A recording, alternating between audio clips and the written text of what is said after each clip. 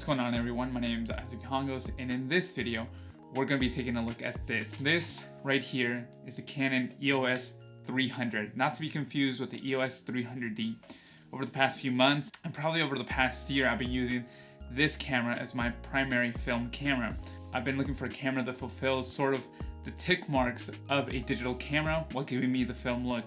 I've tried several film cameras, I've tried point and shoots. This camera to me is a result of looking for a camera that ticks off the following. 1, being able to use my own personal glass. 2, being able to meter and having an in-camera meter because I'm still not very good with the Sunny 16 rule. And 3, being able to revolve the film manually once I put the film in the camera. Let's go over some of the specs and some of the results and the reason that I mainly stick to it, and maybe why you should consider buying this camera, because it's probably a less than $75 setup depending on the glass that you want.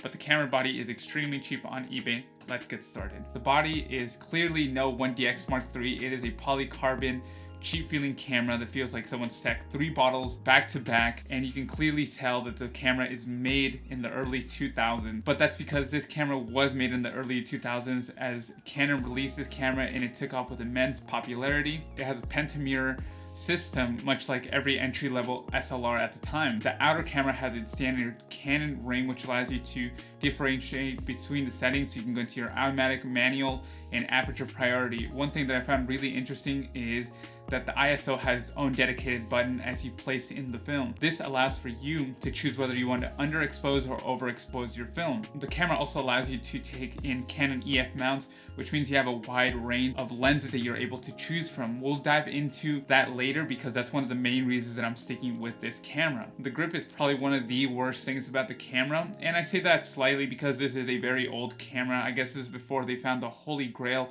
of grips to the Canon development team.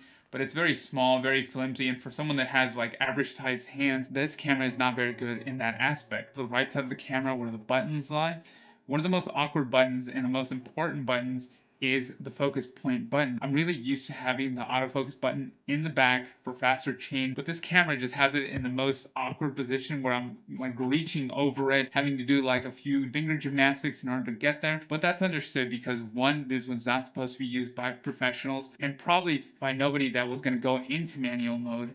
So it's understandable that they did that, but I really don't like it, and it's up to you to decide whether this is going to be a make or break deal. Second, we have the timer.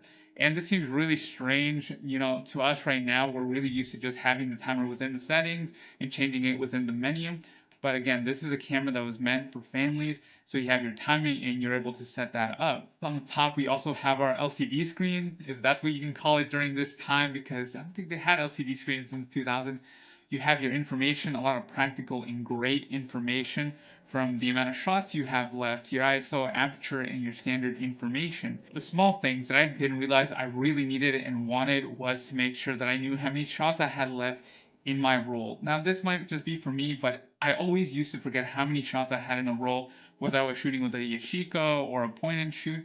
I just constantly forgot, and that would put me in like really weird situations where I would be like, am I done with the roll? Am I not? So this is a really great feature that I didn't even know that I wanted, and it doesn't count from 1 up, but it goes down from whatever roll you have left. This camera does have a maximum of 36 shots, so if you put in a roll of 38, I don't believe it will count it, so you'll still have to keep the count in your head. The biggest reason that I keep this camera, and one of the persons that inspired me to set up this combo of new glass with an old camera, was Andrew T. Kearns, and I never really thought about doing that. But the moment that I did, I got some amazing results. And these pictures that you see right here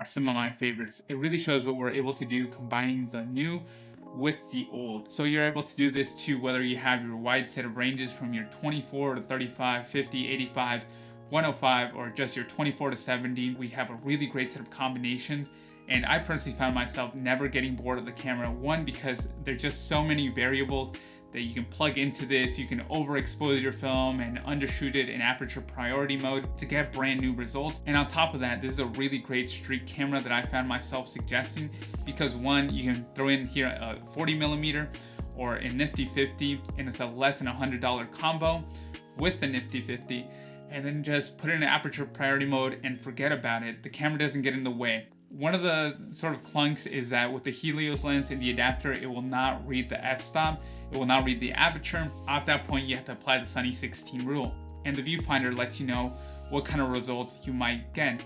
I will say the autofocus is nothing that the Olympic photographers are going to be shooting with. The middle focus point is clearly the best out of all of them. The outer focus points to me are usually a giant hit or miss. It's completely up to you whether or not you want the camera to handle this sort of thing, and what effect you're going for, and what composition you're going for. One of the things that I really don't like about the camera, and this is probably like the biggest gripe with the camera, is the type of batteries that it takes. It takes sort of these miniature weird batteries that aren't even being sold anymore. But if you get the grip, you're able to use AA batteries. So I'm going to be looking for the grip, because I personally don't like carrying these, because not even general stores sell them anymore. I don't see too many issues, too many performance issues. I don't expect anything like a 5D Mark III inside it is. It is a very old camera, and it is of the time of the 2000s when we were transitioning from film to digital. This is a slow and sluggish camera, but to me, that's the value, that you're capturing things that really matter, that don't need to have this crazy amount of production value put behind them. It's just a still, it's a photo, it's something that should feel precious to you, and that's what this camera has brought to me. And it's a camera that I really love and I really enjoy, and I see myself sticking around for a very, very long time with it until the wheels fall off. At the end of the day, this is a really great camera for your everyday life, for a camera that you just don't want to think too much about. It's more than an iPhone, but less than a DSLR, and it fits right in there with something that feels unique to me. The camera that I feel has stood the test of time. It's an underrated camera, because not everybody can be friends with Kylie Jenner, who owns contacts like they're Tic Tacs. And it also feels like a testament of the time, you know? Right now, it feels like a testament to the time as well, because we're switching from DSLR to mirrorless. Even though it's still digital, there's still companies out there trying to fuse both of them, much like this camera feels like a fusion of digital and film. I'm just really happy that I have this camera. It's a really great combo with whatever lens you have. Highly suggest with the nifty 50, if anything. But I really enjoy it. I hope you enjoyed what I've said about this camera, the review and the critiques. Maybe they'll help you buy this camera, or maybe you're just looking around. Let me know what you think. At the end of the day, I thank you so much for your time and your attention. My name is Isaac Hongos, and I'll catch you in the next one.